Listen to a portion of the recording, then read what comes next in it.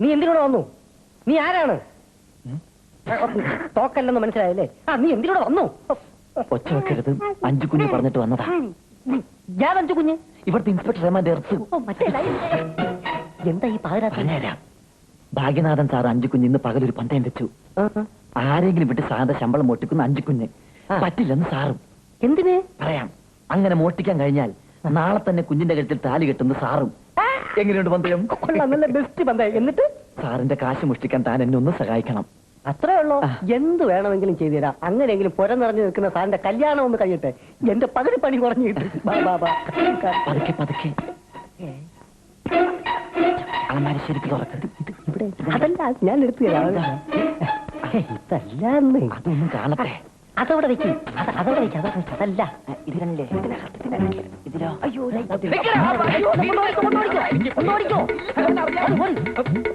സാറിന് വേണ്ടിയാ.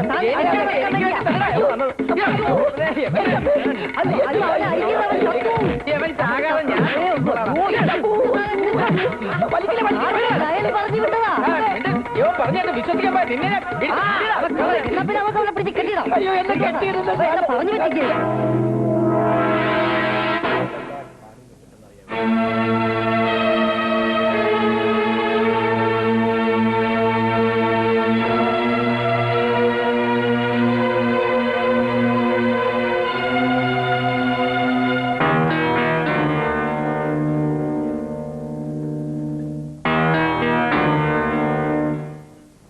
മണി 10 കഴിഞ്ഞു, 11 കഴിഞ്ഞു, ദേ 12 ആകാൻ പോകുന്നു.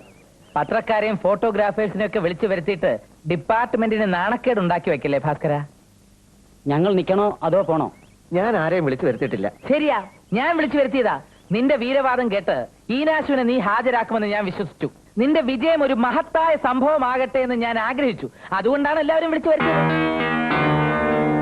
ഈനാശു കാൽനടയായിട്ടാണോ അതോ കാറിലാണോ വരുന്നത്? മിക്കവാറും ഹെലികോപ്റ്ററിലായിരിക്കും. നിന്റെ നിരാശ എനിക്ക് മനസ്സിലാകും. നിന്നോട് എനിക്ക് സഹതാപമുണ്ട്. നിനക്കൊരിക്കലും ജയിക്കാൻ കഴിയില്ലല്ലോ എന്ന് ഓർക്കുമ്പോ. ജയിക്കൂടാ, ജയിക്കും. ഈ അഹന്തയാണ് നിന്റെ പതന കാരണം. തോറ്റെന്ന് സമ്മതിക്ക്, മാപ്പ് പറ. എങ്കിൽ ഈനാശുവിനെ കണ്ടുപിടിക്കാൻ ഞാനും സഹായിക്കാം. പരാജയം സമ്മതിക്കുന്നില്ല എങ്കിൽ ഞാനൊരു കഥ എഴുതും. ആ കഥയുടെ പേര് ഒരു കള്ളനെ വിശ്വസിച്ച പോലീസുകാരന്റെ കഥ എന്നായിരിക്കും. ഭാസ്കര, ഈനാശുവിനെ വരുത്താൻ നിനക്ക് കഴിയില്ല മോനെ. നിങ്ങളെയൊക്കെ ഞാനൊരു സ്ഥലത്തേക്ക് കൂട്ടിക്കൊണ്ടുപോവാം. പോലീസിന്റെ നിഷ്ക്രിയത്വം നിങ്ങൾക്കൊക്കെ എന്നും ഇഷ്ടപ്പെട്ട വിഷയമാണല്ലോ. പക്ഷെ നാളത്തെ പത്രത്തിൽ ഒരു സബ് ഇൻസ്പെക്ടറുടെ വിജയം എന്ന തലക്കെട്ടോടുകൂടി ആയിരിക്കും നിങ്ങൾക്ക് വാർത്ത എഴുതേണ്ടി വരിക. അതോടൊപ്പം കള്ളന്മാരും ചില പോലീസുകാരും തമ്മിലുള്ള അവിശുദ്ധ ബന്ധത്തെക്കുറിച്ചും നിങ്ങൾക്ക് എഴുതാതിരിക്കാൻ സാധ്യമല്ല. ഞാൻ പറഞ്ഞുതരാം, എല്ലാം ഞാൻ പറഞ്ഞുതരാം. എല്ലാവരും എന്റെ കൂടെ വരൂ, വരൂ, കമോൺ.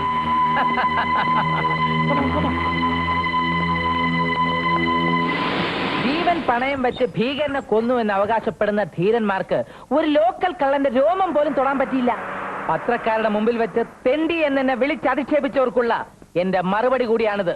വായടയ്ക്കൂ, പണിയെടുക്കൂ. അതാണ് എനിക്ക് അവരോട് പറയാനുള്ളത്. ഞാൻ പണിയെടുത്തു.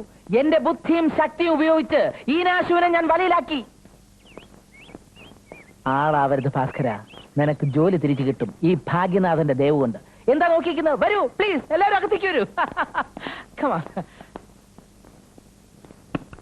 കണ്ണുള്ളവർ കാണൂ, ഈനാശുവിനെ കാണൂ.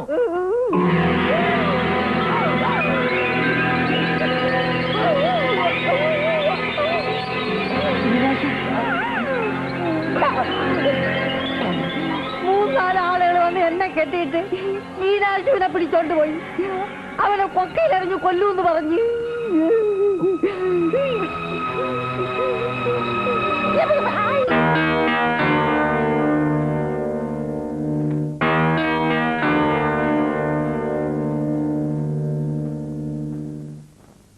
ഒരു സബ് ഇൻസ്പെക്ടറുടെ വിജയം എന്ന തലക്കെട്ടോട് കൂടി പത്രത്തിൽ വാർത്ത കൊടുക്കാം, അല്ലേ സാർ?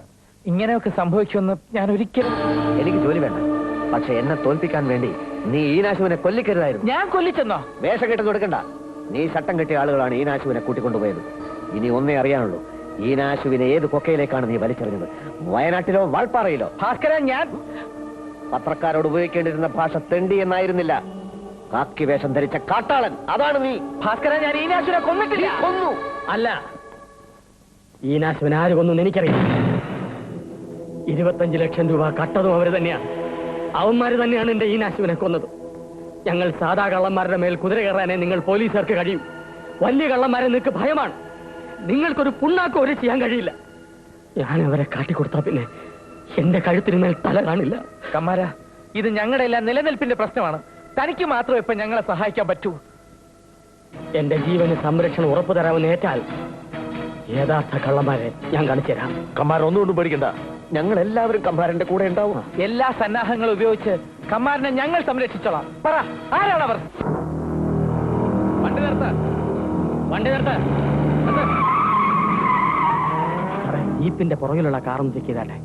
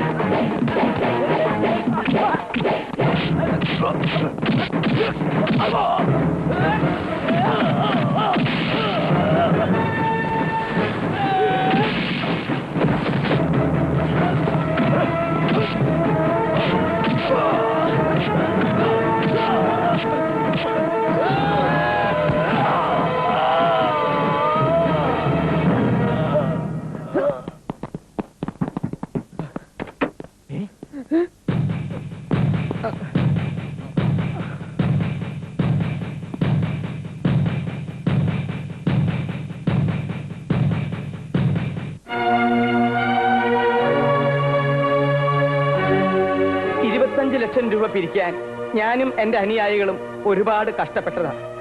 ആ പണം പാർട്ടി ഫണ്ടിലേക്കെന്നും പറഞ്ഞ് ഡൽഹിയിലേക്ക് അയച്ചു കൊടുക്കാൻ എനിക്ക് മനസ്സ് വന്നില്ല. അയച്ചു കൊടുത്താൽ അത് അവിടെയുള്ളവന്മാര് വിഴുങ്ങും. അതുകൊണ്ടാ എന്റെ വീട്ടിൽ സൂക്ഷിച്ചിരുന്ന പണം എന്റെ ശിഷ്യന്മാരെ കൊണ്ട് ഞാൻ പറഞ്ഞു കൊടുത്ത് മോഷ്ടിപ്പിച്ചത്. രാഷ്ട്രീയ മോഷണ ചരിത്രത്തിൽ ഇതൊരു പുതിയ ടെക്നിക്കല്ലേ, പുതിയ ടെക്നിക്കല്ലേ.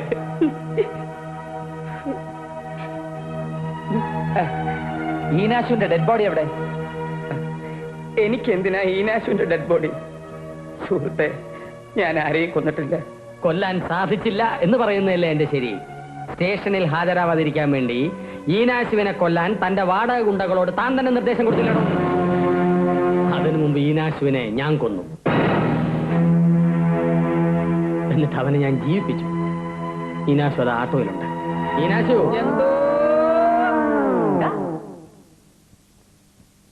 സാറിന്റെ വീട്ടിൽ നിന്ന് അവനെ പൊക്കിയത് എന്റെ കൂട്ടുകാരാ.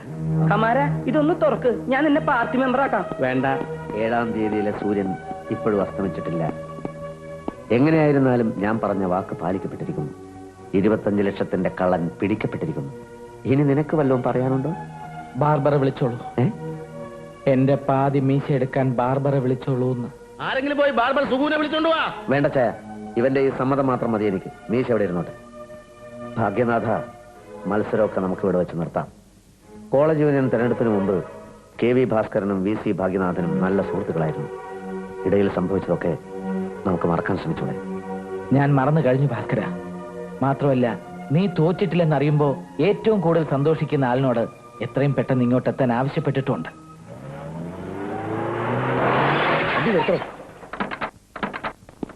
എന്താ അത്യാവശ്യമായിട്ട് കാണണമെന്ന് പറഞ്ഞത്? വിവരങ്ങളൊക്കെ ഭാസ്കരൻ പറയും. ചില നിർണായക തീരുമാനങ്ങൾ എടുക്കാനുണ്ട്. എന്ത് തീരുമാനം വേണമെങ്കിലും എടുത്തോ.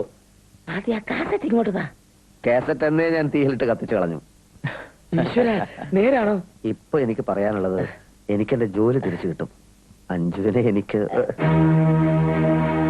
അത് ശരി. ആ വെള്ളം മോനങ്ങ് വാങ്ങി വെച്ചേരെ. കേറി വേണ്ടിയല്ലേ?